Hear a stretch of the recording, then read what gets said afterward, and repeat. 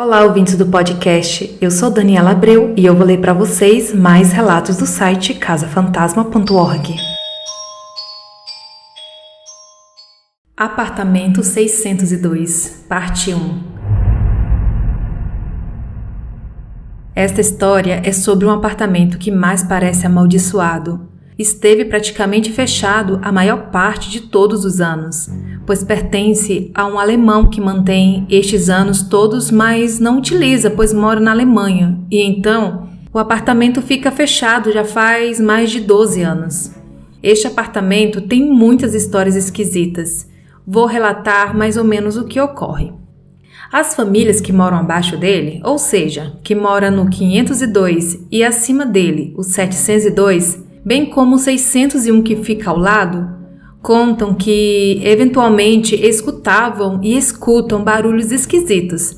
Por exemplo, a família que mora no 502 ouve de vez em quando barulhos do tipo como se alguma coisa estivesse sendo arrastada pelo chão. Já os moradores do lado dele dizem que ouvem um barulho de algo sendo jogado na parede que divide os dois apartamentos, ou seja, a parede da sala. Até mesmo as visitas que não sabem de nada já perceberam algumas vezes.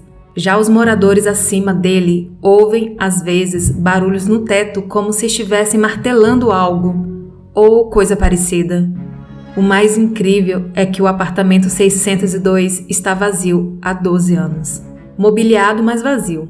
Há incríveis relatos de diversas pessoas que, de algum modo, participaram deste evento sinistro. Por exemplo, a moradora do apartamento 604, este dá fundos para o apartamento 602. Já relatou para os moradores que viu algumas vezes flashes de luz dentro do apartamento 602. Já os moradores do 304 e 704, que dão fundo para o 602, também disseram terem visto raras vezes uma claridade dentro do apartamento, achando até que tivesse alugado ou coisa parecida.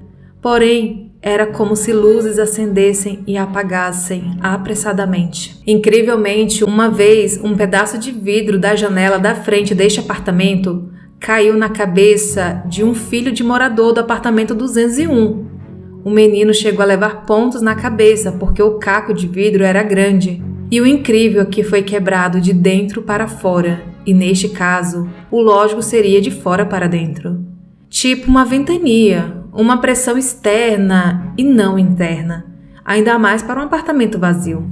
O faxineiro contou que uma vez foi trocar a lâmpada do corredor do prédio exatamente junto à porta do apartamento 602 e não atendeu nada porque ouvia como se estivessem arranhando a porta. Tratou logo de fazer o serviço e fechar a escada e ir embora daquela parte. Já o pobrezinho de faxineiro, ajudante que foi contratado, não sabia de nada do que ocorria ali e estava lavando o corredor. Interrompeu o serviço, indo para a portaria falar com o porteiro, que estava ouvindo o choro da moradora que vinha do 602 e que deveria estar precisando de ajuda. Mas quando soube que não morava ninguém lá, ele até se benzeu. Porém, depois do ocorrido, fazia o serviço bem rápido quando tinha que esfregar o piso naquele lado do corredor. Nunca mais ouviu nada. Uma vez, estava ocorrendo um movimento no prédio para que houvesse corte de despesas e os moradores observaram que havia um gasto grande de água no prédio e que provavelmente deveria existir algum vazamento em algum lugar. E contrataram um encanador para ir aos apartamentos e analisar se havia carrapetas para serem trocadas ou válvulas, etc.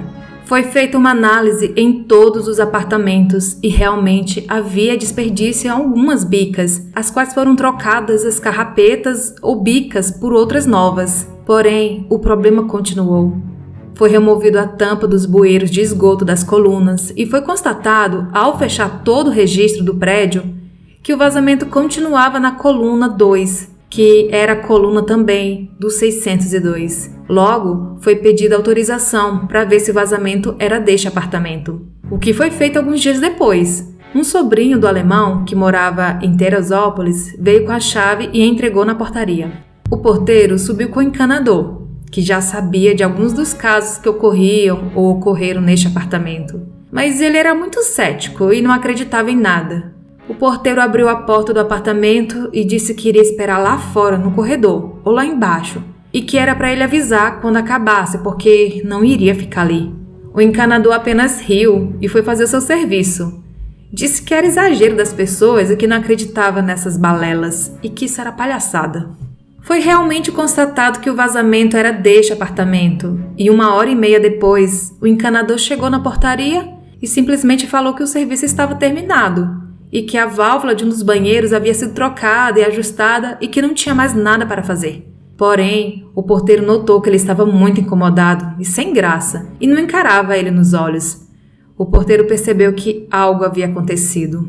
Claro que o porteiro apertou ele até contar o que havia acontecido, por ter ficado tão incomodado.